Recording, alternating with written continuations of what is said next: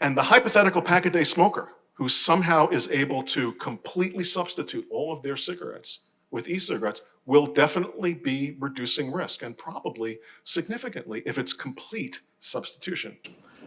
But if we could get all of those people to completely switch all of their cigarettes for one of these non-combustible products, that would be good for public health.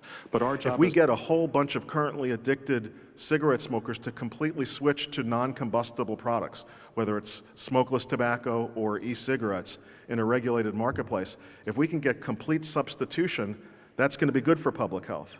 Well, look, we've said all along that we think that e-cigarettes could be a viable alternative for adult smokers and help more people get off combustible tobacco. The issue isn't nicotine that causes all the death and disease from smoking. It's the products of combustion. And if you can migrate more adult smokers off of combustible products, hopefully off of nicotine altogether, and if not, onto nicotine replacement therapy, which is the safest form of nicotine delivery, but perhaps onto e-cigarettes, which we know presumably pose less risk to adults than combusting tobacco, that would be a net public health benefit. The problem... The general product class, vaping products are far less hazardous than smoking cigarettes. Is that something that you think every adult American should know?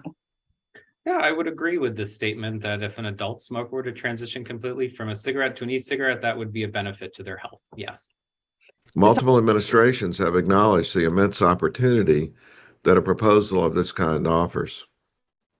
This proposal envisions a future where it would be less likely for young people to use cigarettes, and more individuals who currently smoke could quit or switch to less harmful products.